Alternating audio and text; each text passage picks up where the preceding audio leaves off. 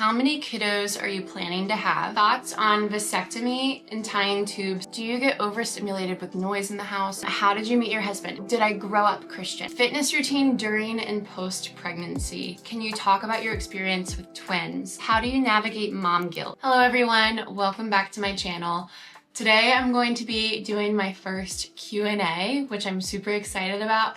I know different creators that I've followed, this is one of my favorite things to watch just because you get to hear like little snippets of a lot of different subjects. Also, I'm a little over 6 weeks pregnant right now, and the fatigue and nausea are definitely starting to hit. I feel like so tired right now, which I feel like you can probably tell. I feel like it's hard to hide when I'm tired. I was just so excited to do this that I wanted to do it really quick, and then I'm gonna go rest. So I actually asked on YouTube, on like a post on YouTube, for people to send in their questions. And then I also asked on Instagram as well. But since this is going on YouTube, I'm going to first prioritize the YouTube questions and then go to Instagram if we have time. I was actually like really surprised by how many questions I got. I had waited so long to do a Q&A because I was like, what if I only get like 4 questions? And then I'll have to like make up some of my own. Just kidding, I wouldn't do that. Yeah, there's a lot of questions. I didn't do any preparation before this other than just asking you guys to send questions, so I haven't really even looked through all of them yet. So first question is, I'll just do an easy one first. What denomination are you? How old are you? Did you always want a large family? So we are Reformed Baptist. I am 28 years old, and I had always wanted a large family that I can remember. I don't really know where my desire for a large family came from. The only thing that I can really pinpoint it to is, one, I actually believed that I grew up in a large family. I'm one of 4, and in my mind that was on the larger side, and I mean, it really is if you look at our culture nowadays. I think the birth rate is like 1.3 or something.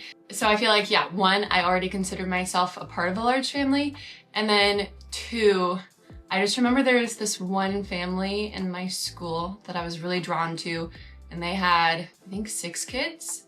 They also homeschooled some, and like, I don't know, I just remember being very drawn to them, and I just wonder if maybe that's kind of what sparked it. I don't really know. But yes, I've always wanted a large family. My husband, he's one of 8, so he's always wanted a large family. Let's see, next. How long does it take you to homeschool each child on an average day, and what age do you start them? Okay, so I typically start them at 4. The pace has been different. So with my daughter, I've shared like so many times before, we started her at 4, we did preschool, then we quickly went on to kindergarten prep, quickly went on to kindergarten, and we did that all in a year. Whereas with my twins, I can just tell that they need like a much slower pace than she did. So I started them at 4. They're 5 right now, and we're doing like kindergarten prep. In August, I plan to start kindergarten with them. I know there's a lot of people who say that you should wait until later to start, like Charlotte Mason people, I feel like would say like no formal thing until they're 6. I guess one thing on that is I feel like if you are a large family, you just want to kind of get them all to the point where they're more independent as fast as you can, because you have others that are coming up that you're gonna have to start educating too.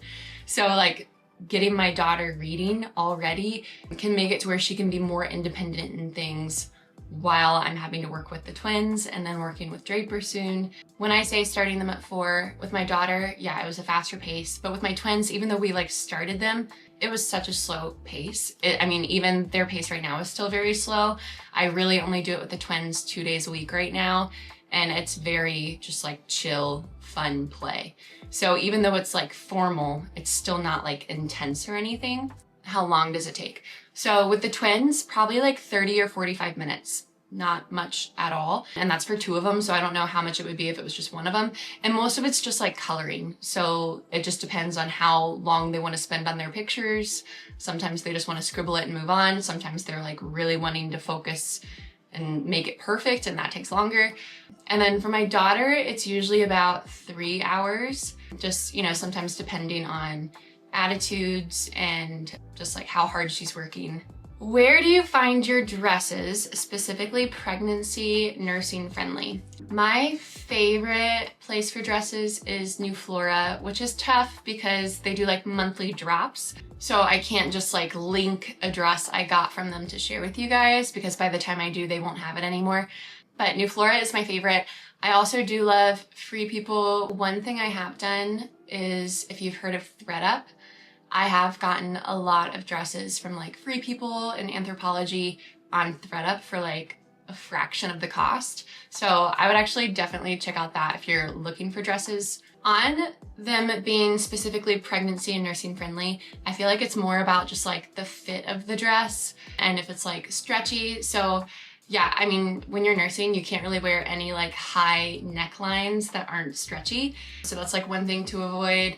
And then if you're like pregnant, ideally you would want it to be like tight around here, but then flowy, so then it can kind of like still have a lot of room for a bump. But yeah, I would say Neuflora is like my go-to place if I'm wanting a dress. Christy Dawn, I have a couple dresses from them, but I only got them on like their Black Friday sale where they're like half the price. And yeah, so I would say like favorite two places, Neuflora, Christy Dawn, and then I also love like Free People, Anthropologie. Yeah. Okay, this one's lots. So this one says, how many kiddos are you planning to have? And how do you know when you're done?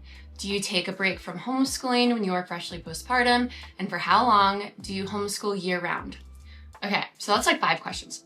So how many kiddos are we planning to have? I always just say 1 at a time, except for the twins, that was 2 at a time. But 1 at a time. When me and my husband were dating, I said that I either want 5 children or 7 children. He just says, as many as the Lord gives us. How do I know when I'm done? I don't like using the word done because once again, you're not in control. It's up to the Lord. I don't really hold to never doing anything to prevent and never doing anything to try to get pregnant. I think if there's a season where you want to take a longer break and maybe try to do something to prevent in that period, I think that's totally fine. I just don't like the language of saying you're done because you don't know for sure that you're done because the Lord's in control. And it's like tough to say because how do I know when I'm done? I don't really know because I've never been there. I don't feel like we're done. I mean, I'm pregnant right now. Usually what happens for me is near the end of the pregnancy, once the baby's born, I'm like, Josh, I think this is our last one. I don't know if I can have another baby. And then like 5 months later, I'm like, I want to be pregnant so bad. Things that matter to me are 1, am I able to educate them all well? If I feel like we're having more kids and suddenly each child's like schooling is really slacking, that would be a concern for me. If I feel like we're starting to like slacken our discipline and we're not being as consistent the more kids we have, that would be concerning for me. One thing I used to kind of struggle with is just wanting to make sure I would have enough quality time with each child. But one thing that's comforted me a lot with that is just realizing that because we choose to homeschool, our children are with me all day long. I just get constant opportunity for one-on-one time with them. Even if I'm just cooking something in the kitchen and someone wants to come up and help, or if we're doing homeschool and I'm helping Thatcher and then I'm helping Flo and I'm helping Wilder, those are all opportunities for like one-on-one time with them. And yeah, there's just so much time. Whereas I grew up in like the classic, you go to school all day, you have sports afterwards, you have your sibling sports afterwards, and yet I never felt like I didn't have enough quality time with my family. Thinking about that has brought me a lot of like peace about the fear of not getting enough quality time with each child, because I am like huge on quality time myself. It's like definitely my love language, so it's definitely something that I care about. And then what else? Do you take a break from homeschooling when you are freshly postpartum? Yes. I'm someone though, I'm very excited to get back in our routine. So I believe this last time, I think we maybe just took a week off, maybe like a week and a half or 2 weeks. I always struggle with, being told by my midwife that I should stay in bed for a week, but then also that's just like impossible because I have so many like responsibilities and things that can't keep going without me. So it's definitely a struggle of a week for me.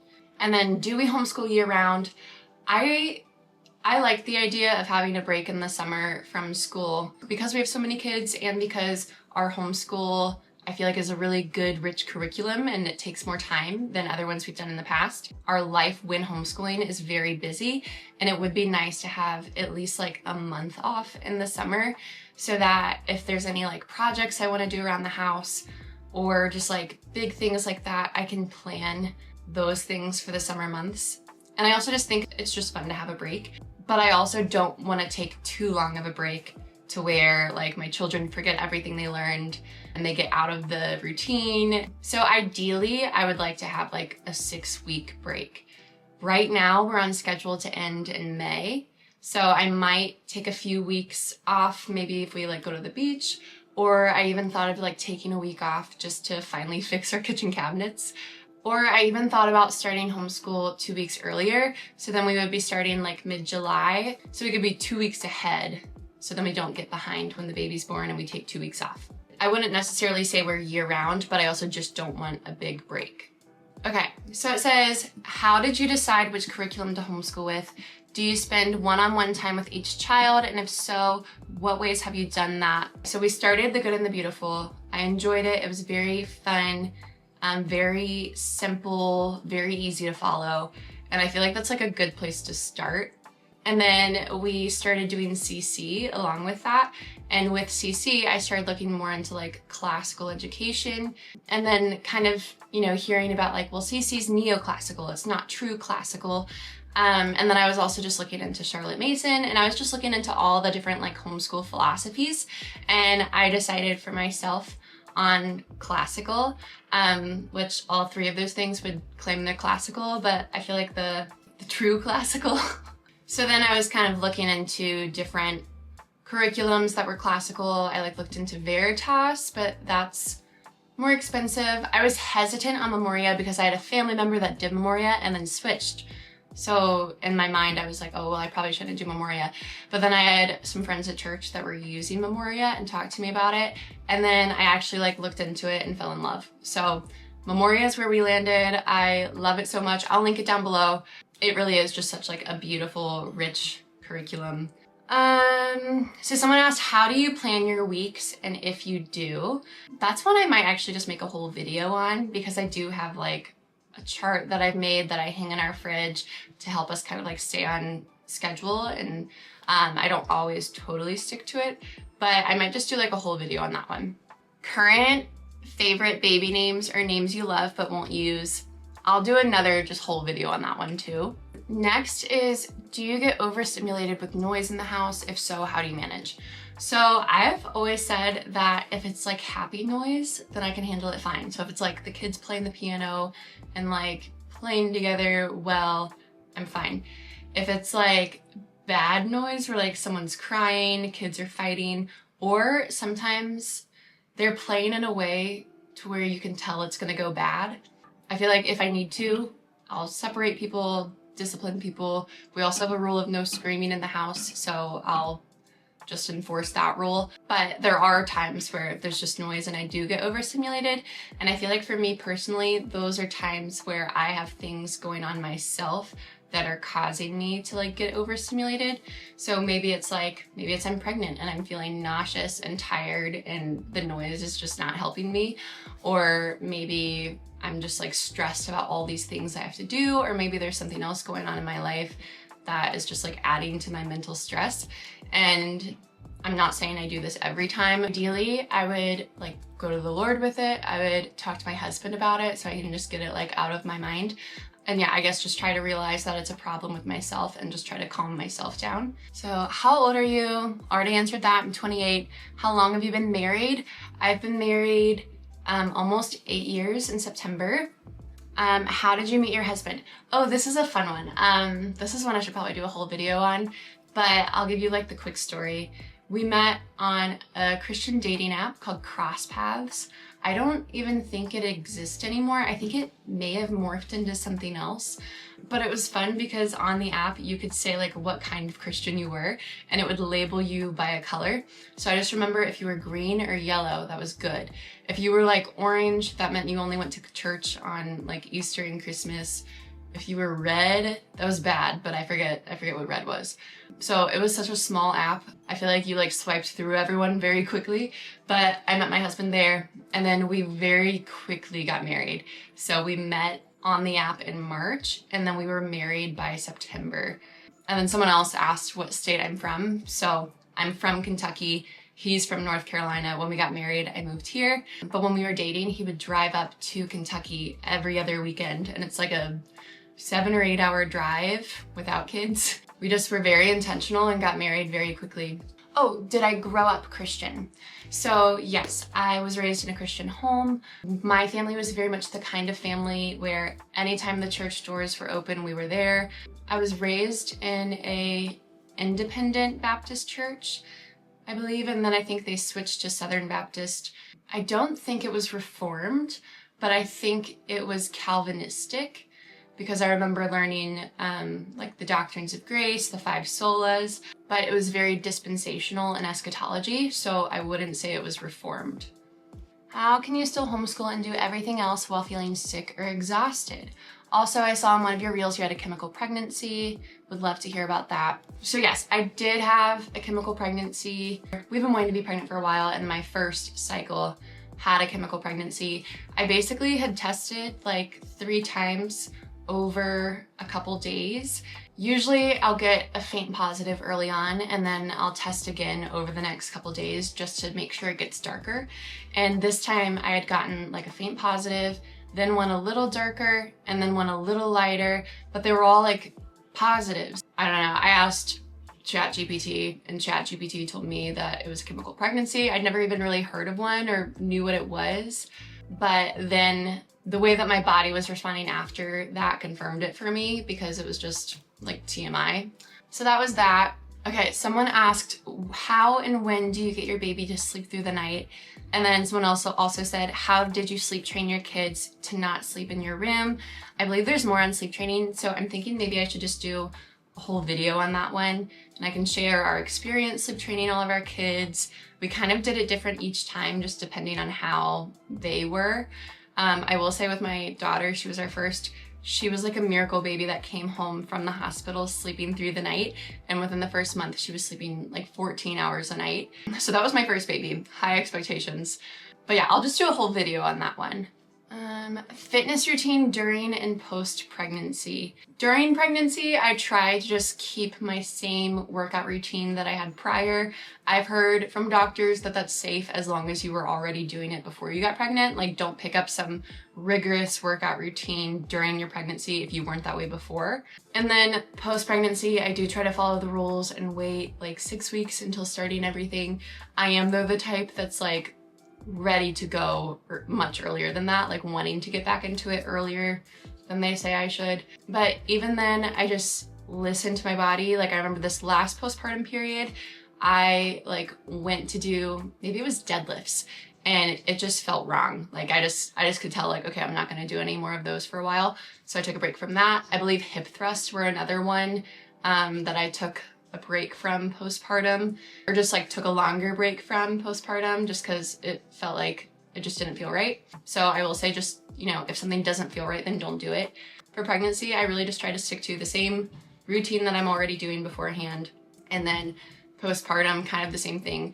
If I feel like there's any like diastasis, I will try to do like specialized things for that. But I really haven't ever felt like that was a huge issue. I did see a pelvic floor therapist for my first few postpartums and pregnancies, and then this last time I felt like I didn't really need to. I feel like the most important things I learned from her was, one, if there's any like coning, which if you don't know what I mean, just look it up. Don't do that exercise. And then 2, when you're working out, make sure when you're doing like the hard part, so think if you're doing like a push press, when you're pushing the weight, that's the hard part, make sure you're not holding your breath and make sure you're blowing out. So any exercise I'm doing still, when I'm doing like the hard part where you're like either pushing, or if it's like squatting or anything, when you're doing the part that's like the hard part, just make sure you're blowing out of your mouth and not like bearing down onto your pelvic floor. But yeah, those are changes that I've made, like even when I'm not pregnant or postpartum, just anytime. If I ever see coning or on every exercise, I just make sure I'm always breathing out through my mouth on the hard part. Oh, someone asked what prenatals do I use? And I've shared them already, but I use the prenatals by Needed. They have two options. The first ones that I have are the essentials. I might switch to the bigger pack, but I also know in the past when I've used prenatals that take like 8 pills, then I just don't end up taking them. And the essentials might be what I'll stick with because it's just 3 pills.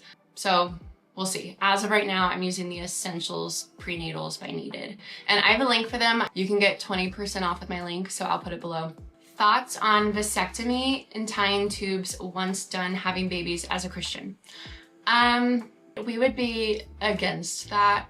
If there's a situation where it's like dangerous for the mother to get pregnant again, then I think I could see doing it. Also, just from like the health side of me, I know that they say like vasectomies can mess with men's testosterone. I wouldn't want to risk that, and that getting your tubes tied can mess with your own hormones as a woman. I also wouldn't want to mess with that. So yeah, on the health side, definitely not. And also on the Christian side, I'm just not for it unless it's for the safety of the mom. Next, I will probably do a whole video on this because someone did ask about my thoughts on like natural family planning, birth control, all that. But just to quickly say, like, we wouldn't do any hormonal birth control. Really, the only type of like preventative that we would do is natural family planning. But yeah, I could just do a whole video on that. Is your family going to the New Christendom Conference in Utah, dealing with tough pregnancy symptoms with a little one under 2? So no, we are not going. That sounds so fun though. I would love to go. Dealing with tough pregnancy symptoms with a little one under 2. It's just, sometimes it's just tough and you just kind of have to like push through it. My husband too, he is like super helpful, and because of his weird like transition with his job right now, he has a lot more time at home. Also, we do sleep train, so I do have that time in the middle of the day where I put the baby down for the nap for like a couple hours. So that is the time that when I'm pregnant, I really try to like rest during that time so that I'm recharged after nap time. I feel like in the past, usually during pregnancies, I'll have the morning and I'll have enough energy for the morning. Maybe I'll be running out once nap time is approaching, and then nap time, I would just literally lay in bed and rest the entire time. So then I'm like recharged once nap time is over, and then I have energy to kind of get through the rest of the night. So yeah, I would say a huge part is just keeping your kids on a good routine so that you can get those couple of hours in the middle of the day to recharge. That would probably be my biggest encouragement. How are you doing an elimination diet in your first trimester? So I'm not. The elimination diet I finished like before I got pregnant. So through that all, I basically learned corn is like the main thing, that I'll probably like never touch corn again. I might try one more time cornbread just because I love it, and in my mind I'm like, if it's ground then maybe I can have it.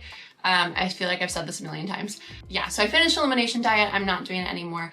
I am going to follow a diet from this book called Real Food for Pregnancy by Lily Nichols. I shared about it in a video already, so you should go watch that. I'll link it in the upper right hand corner. But one of the things she says is like avoiding sugar. So that'll be one of the main things, focusing on protein, avoiding refined carbs. I will say on the sugar front, I asked recently on Instagram for recommendations for nausea. And one of the big things was like peppermint candies and like the ginger chews. So I did order some of those and I have them on hand, which obviously that's just like straight sugar. Hopefully I don't have to use them, but I do have those on hand. So that will be like my one exception to the sugar thing, is if those work for me. I don't know for sure yet. We'll see as we go. I am avoiding sugar, but I'm not being like super strict on it like I have in the past. Like I'll definitely have no sugar in my home, won't be eating sugar. But like when I go to Kentucky in March, if we're like going to a coffee shop with my sister and my mom and we want to get like a pastry, I'm not gonna be like, no, I can't. But my day-to-day life, no sugar. In summary, not doing the elimination diet anymore, but I am trying to follow a healthy diet for my pregnancy. How do you keep a tidy kitchen? Your counter is so clear of clutter. I do just have different habits that I keep. So like every night I clean the whole kitchen. I am frequently decluttering my whole house. So sometimes maybe things will accumulate, but I take care of it pretty quickly. I feel like I tidy the house multiple times a day. For me, I always want my kitchen clean anytime I go into it. So if I go into my kitchen, I'll probably make sure it's clean by the time I leave. So yeah, I do feel like I'm just like constantly tidying. And then I also try to teach my kids to do the same thing. So if I see their toys in the kitchen, I'll just tell someone to take them up to where they go. If there's ever like something out of place, unless they're like actively playing with it, I'll tell one of them to put it away. And then also for the things that like typically pile up on a kitchen counter, like the one thing I can think of is like mail. I keep that like inside our cabinet. So even if we have like a stack of mail, it's like on a mail shelf inside our kitchen cabinet. So even though it might be like mail clutter that needs to be gone through, it's not sitting on my kitchen counter where you can see it, but it is still there. Just know that. Okay, someone asked, can you talk about your experience with twins? Birth, pregnancy, getting through the early years, etc. So yes, it's funny because when I was pregnant with the twins, we had friends that had said like, what if you have twins?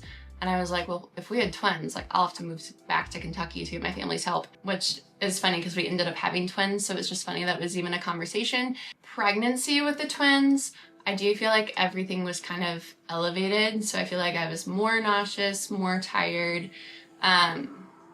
Man, it is so windy outside right now. And then with my twins, I went into spontaneous labor at 32 weeks. So it was also like a shorter pregnancy than typical. And then yeah, once they were born, it was an emergency C-section. We were actually out of town and came back that night and just went into labor. Once the twins were born, it was like 2 a.m. They were immediately taken to the NICU, so I didn't even get to see them until 6 p.m. that day, which was so sad. For the first few years after it, I just cried every time I talked about it. So I will say the newborn experience for me with the twins was a lot harder, which I'm sure you can imagine with 2 babies. But it did just feel like just a season of working. When I look back, I felt like I didn't really get to enjoy the newborn experience as much just because it was so busy. Like I was breastfeeding for the first 6 months and then I just switched to formula because they weren't nursing well. I actually switched to a raw milk formula that I would make myself. If anyone's interested in that, message me on Instagram and I'll send you the recipe, just because I didn't like any of the store-bought formulas. I was also at the time kind of working like 9 to 4 at home on my computer. So with that on top of newborns, they also came home with heart monitors on. So that was really stressful. It was just a really, really stressful season to where I feel like I didn't fully get to enjoy them as newborns like I got to enjoy my others, which was really sad for me for a while. Fast forward to when they're about 2, I just have like vivid memories of both of them screaming at my legs because they couldn't vocalize what they wanted. But then once they started to talk, so much better, no more screaming. It's just sweet because now, I don't know, I feel like sometimes in the early years, I just didn't feel as connected because the newborn experience was so stressful. I didn't get to nurse them as long as I nursed my other babies. And I always felt pressure of like feeling like I'm getting to know them each individually, even though there's 2 of them. But now it's like encouraging because now they're older and like none of those thoughts are in my mind anymore. I like feel totally connected to both of them. They both have like wildly different personalities and it's so cute and sweet to see them growing into like 2 totally different people. But yeah, I love having twins so much. I just feel like the newborn experience was harder for me than it was with my others. So that's encouragement to you twin moms. Like if you feel really stressed in the younger years, you know, you will get past it. They'll learn how to speak. They'll learn how to communicate with you. We had a lot of like crazy messes with the twins. There was one time that before church, they had opened a bag of flour and got a bag of flour all over the kitchen. Like just imagine a kitchen covered in flour. And then they also got into other messes in their room that I don't know if I should share on YouTube, but just really gross messes in their room. Lots of fun adventures with the twins. Let's see, I think we're nearing the end. So last question is, how do you navigate mom guilt? I just had my first, I'm already feeling guilty about thinking about having another. She's worried about her next baby's not having her full attention like her first did. I would say that the first baby is a special time. I know for me, I always look back at my first baby, like when it was just me and Flo was a very special time. But I don't feel like, yeah, obviously it's unrealistic to have that same attention with every child. And I think that's fine. Mom guilt in general, I would say one, to just talk to your husband about the things that you're feeling guilty about, because most of the time men are much more even keeled, is that the right word? Or much more reasonable, and they can see like, okay, that's not something you should be feeling guilty about. And also like just try to get control of your emotions to where if your husband is telling you that there's something you shouldn't feel guilty about, and if you look at the Bible and you see that the Bible says that's not something you should feel guilty about, then just try to control your emotions to where you don't feel guilty about it anymore, which it's hard to totally control your feelings, but it is something we're called to do. So I would say that. And then, yeah, kind of like I said, I would just look to scripture. If you're feeling guilty, maybe you like snapped at your kids and you're feeling guilty about that. Yeah, you probably should feel guilty about that. And I would go to your kids and confess that to them and confess it to God, ask for forgiveness. If it's like you're feeling guilty because, like you said, like you're nervous about having another baby and not being able to give them as much attention as you did with your first, I would just say that's just not something to feel guilty about. You know, I don't think there's any requirement in the Bible that we have to spend the same amount of like time that we spent with our first with our second. I believe that your second will feel just as loved, and then also remember that now you're giving your second child a gift of an older sibling that your first child didn't get. You know, that's something your second child gets that your first child didn't get. So you could feel guilty about that too, but I don't think you should. Sorry, I'm not always like the softest in my delivery. So yeah, if you ever are feeling guilty or feeling mom guilt, whatever it is, I would just test it against scripture. If it's something that you should feel guilty about, then that probably means that there's something that you need to confess and ask forgiveness for. If there's not, then I would just talk to your husband about it too. If it's something that you shouldn't be feeling guilty about, then I would just try to pray about it, ask that God would help you not to feel guilty about it, and then just choose not to feel guilty about it.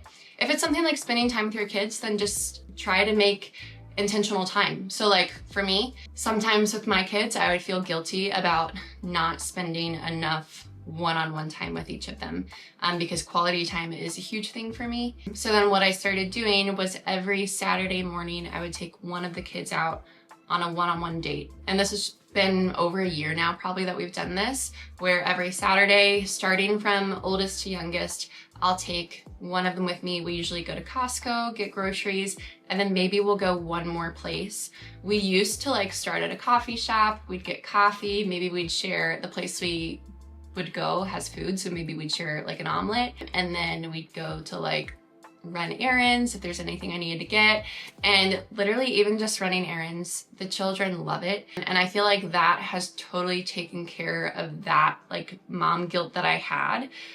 So I guess that's another thing is like, if you are feeling guilty about it, try to think of solutions that could help you. And yeah, that's one for me that I found of just like having intentional time every Saturday where I take one of the kids and it's just me and them.